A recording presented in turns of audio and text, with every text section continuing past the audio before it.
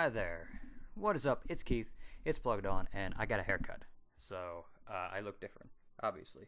But you didn't click on this video to hear me talk about my haircut. You clicked on here because you see that I'm posting a review of Stranger Things Season 2, which just came out this past Friday, October 27th. To date the hell out of this video, today is the 29th. It's also my birthday. Just throwing that out there, even though that's completely irrelevant. But, we're here to talk about all 9 episodes that there are in Stranger Things Season 2. So, Stranger Things Season 2 takes place about a year after the first season. And a lot of it deals with how a lot of characters are dealing with the aftermath of that and the new problem that arises. So, there's going to be spoilers in this video, and I'm not going to get too in-depth with each episode. I'm more going to talk about arcs in general, maybe reference an episode or two specifically when events are important. But really quickly, I want to mention some of the new characters and the actors who are playing them. So give me 2 seconds. So first and foremost, some of the main characters. One of the new characters is Max, who's played by Sadie Sink, and she is like a love interest for Lucas, and she's like a redheaded girl. And then also introduced is her brother, Billy, who's played by, give me 2 seconds while I get his, where is he? By Decker Montgomery, who is the Red Ranger in the Power Ranger movie, and he's Billy's stepbrother, or no, he's Max's stepbrother, and he's a bit of a dick, and he's sort of abusive to her. And then we also have Paul Reiser, who plays Sam Owens, who is like the new head doctor at the Hawkins lab. And then you also have Sean Astin playing Bob Newby, Joyce's new boyfriend, and also Sean Astin, Samwise from Lord of the Rings, which was cool. So they're kind of getting a good number of people. So I wanted to introduce the new characters so I could talk about some of the arcs. So when we come back to Stranger Things, like the first episode introduces a little bit of everything. So the kids are all still hanging out, and they're going to like the arcade to play like arcade games like Dig Dug, but then they find out that Max has beaten their top score in Dig Dug, or Dustin's top score in Dig Dug. Joyce is overly protective of Will after what happened in season 1, which is almost understandable. I mean, her son disappeared for like a week, maybe even more than that. Her son vanished, and then they got him back after some hocus pocus. Hopper is still the sheriff, and he's dealing with Murray, who is Murray's what's the word I'm looking for? He's a conspiracy theorist. That's the word I'm looking for. Who played by Brett Gelman, and he's like heard reports of like a girl who kind of matches Eleven's description, and how it's a Russian spy, and Hopper's just kind of deflecting him.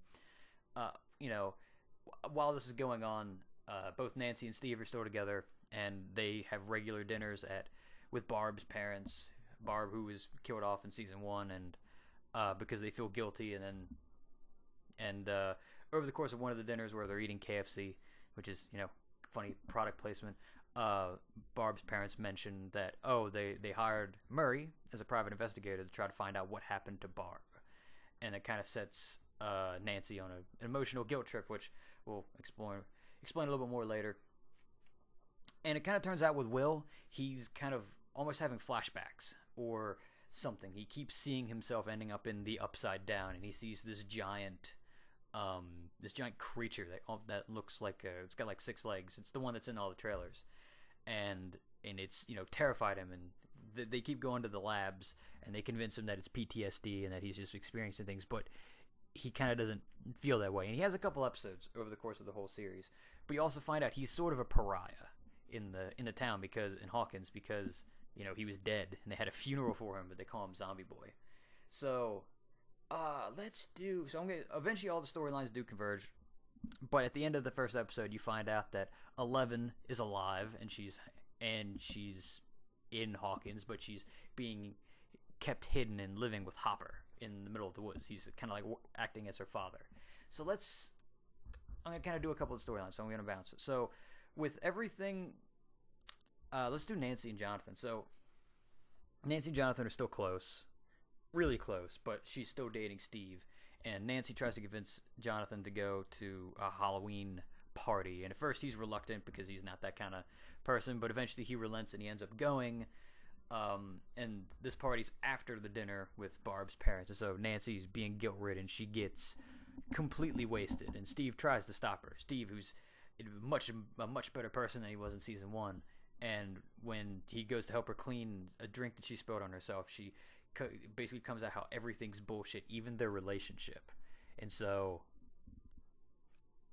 it seems like they kind of go on break or / break up, and then later after she calls him out of a basketball game, and Steve asks her to say, do you love me? And then she doesn't get the chance to answer, and it's apparent that they break up. So Nancy and Jonathan kind of come together, and they're like, I can't just sit here, Barb's death, her parents don't have closure, and they haven't been able to tell the truth because the people at Hawkins Lab have told them, like, you can't say anything about all this. It made them sign confidentiality agreements. So by using a plan, they trick the people at Hawkins Lab into thinking that they're going to go tell Barb's parents about what happened to Barb. They get captured and taken to Hawkins Lab, where they're kind of explaining why they're doing things, but Nancy records it, and they take it to Murray so that he can put the pieces together. And they come up with a plan to how to out the Hawkins Lab as what they did, and how to get #Justice for Barb. And he uses his insight to see that there's something between Nancy and Jonathan, which at first they both deny, but then they do have a moment, and then they disappear into the bedroom that Nancy's using. So they're together. That's basically their whole storyline, is like them trying to find justice for Barb. So both Lucas and Dustin are kind of vying for Max's attention, and it kind of works for a bit, and she calls them stalkers, and she just tells them to leave them alone. But then after her brother nearly runs them over because he's like, hey, don't talk to these people, she kind of opens up to them, and she kind of starts joining their group. But some complications arise. So while all this is happening, Will is still having like these hallucinations, and people are just telling him it's PTSD, but it gets worse. Like he's just seeing things, and eventually he ends up getting sort of, I guess, possessed in a way, or it's like a virus that enters his system, and he starts drawing vines going everywhere. Like that's basically like vines going underneath the town of Hawkins, and Hopper figures this out, and he goes out to a pumpkin farm, who he had talked to the owner beforehand because all the pumpkins are dying, but they find out that a lot of crops are dying. All the crops are dying in Hawkins, and it turns out it's these vines. And so they go out there, and when Hopper goes down to try to fight it, but he gets kind of trapped down in these tunnels, and eventually Joyce, Will, and Mike go out to save him. But what ends up happening then is when the people from the Hawkins Lab show up and they start lighting things on fire, Will starts freaking out because he feels it burning, and so he's kind of connected to the vines. And so that's kind of like what's happening there, and then they're kind of trying to figure out what's happening with him in Hawkins. Sort of at the same time, after Halloween night, Dustin goes out into his trash can. He finds this looks like an amphibian, and he keeps it, and he calls it Dart, and he's trying to feed it, and just over time it slowly grows and grows and grows and grows, and it sounds like something that Will heard when he was like having a vision in the Upside Down. So at first they're like, everybody except for Dustin's like all down for killing it, but Dustin sneaks it home. But it eventually grows, and it turns out it's basically almost like a pup of like a Demogorgon from the first season. And so he manages to trap it down in his basement and gets Steve's help to kind of get it out. But it turns out it gets out. So they all kind of come together, Lucas, Dustin, Steve, and Max. They all kind of come together in the junkyard from season 1 to try to catch Dart. But it turns out there's not just one, there's a whole pack of them. And they kind of get surrounded, but then they take off. They kind of just go. And so, like, Mike's still worried about it. And so, while all this is going on, Mike's kind of, like, worried about Eleven. And he's worried about Max taking Eleven's place in their party. But he also seems to be more worried about what's happening with Will than everybody else. And it was very much apparent even in Season 1 they have a much closer relationship. So once the virus kind of, like, infects Will, he goes with Joyce. And eventually when they rescue Hopper, they go to the Hawkins lab. And Will's like, oh, you got to go to the hub because that's where you can kill it. But it turns out it's a trap, and the dogs show up and they kill a lot of the soldiers that are there in Hawkins' lab. Because it turns out it's the virus is slowly taking over his brain until there's nothing left of him. And so then the problem becomes, how do we save Will how do we kill this thing and then not kill Will?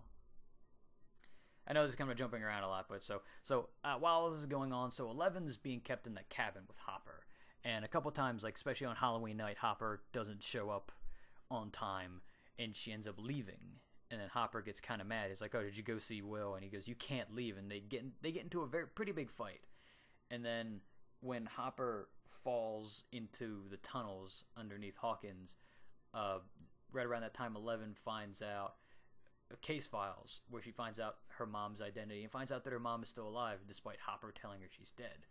So she leaves Hawkins and goes to visit her mom, who she manages to communicate with telepathically.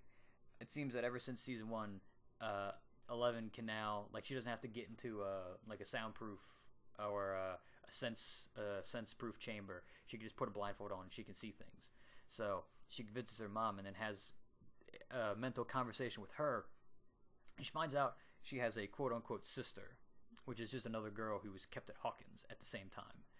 And it turns out that this girl also has powers. And you see her, it's like, I think the first scene of the whole show is you get to meet this girl named Kali, who has abilities.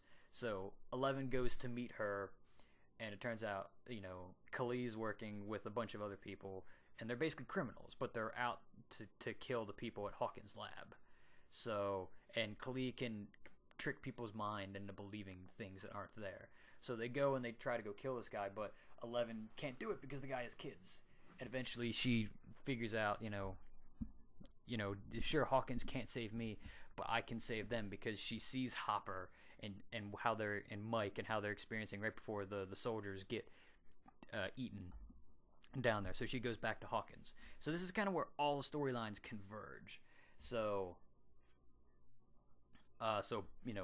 Mike, Hopper, Will, Joyce, and Bob are all trapped in the Hawkins labs, and so they manage to fight their way out, in which Bob, who works at Radio Shack, manages to go down into the basement, turn the breakers on, and restart the door system.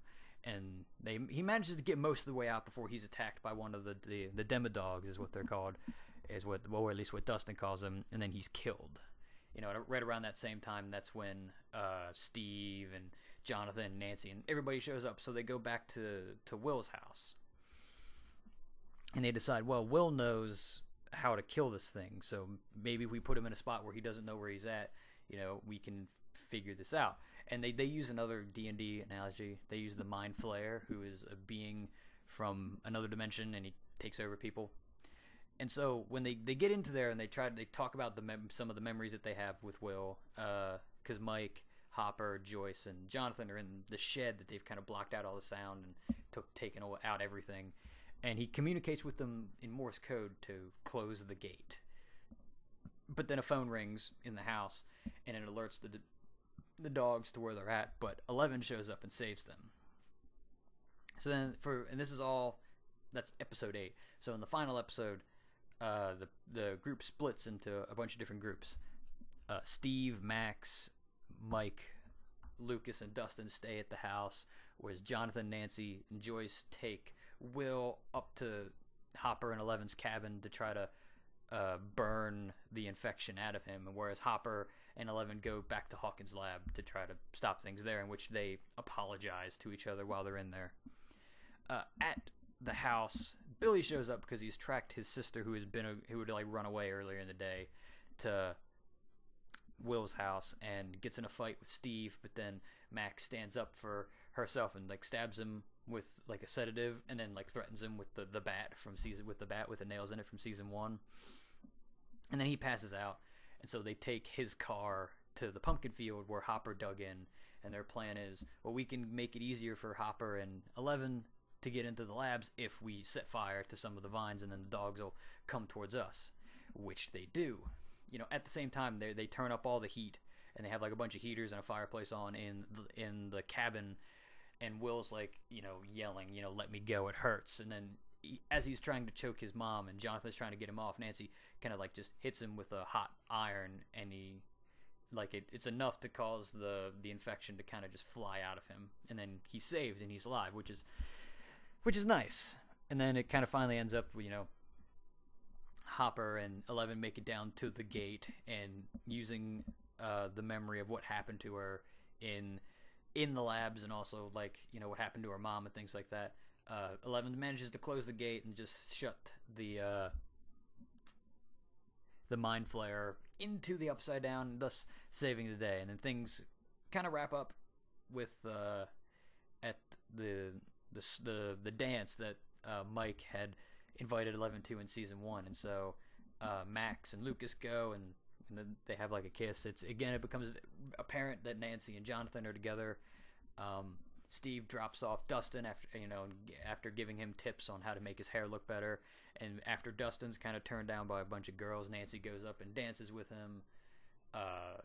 Some girl walks up to Will, says, "Hey, zombie boy, you want to dance?" And they go off dancing. And then finally 11 shows up, having gotten like a reprieve from her isolation, and she and Mike dance. And so it's a nice ending until it abruptly cuts to the Upside Down, and then there's the mind flayer kind of looking over the high school. And that's how the season ends.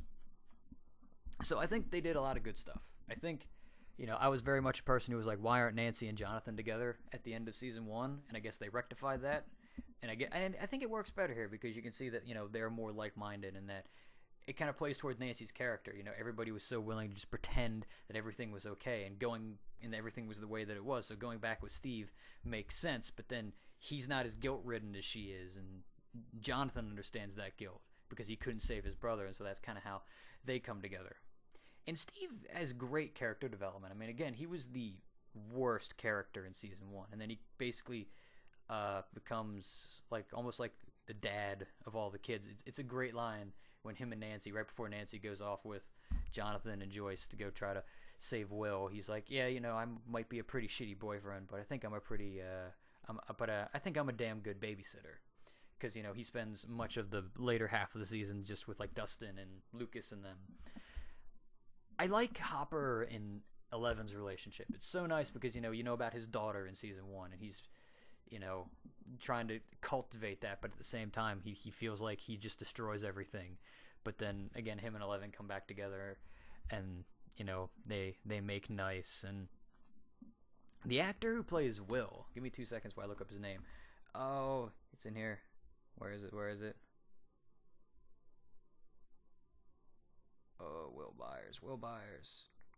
There, Noah Schnapp. He's really good. Like, he's, for like his age, he's like emotes really well, and he shows off like the anguish and the pain and whatnot that he's going through so well.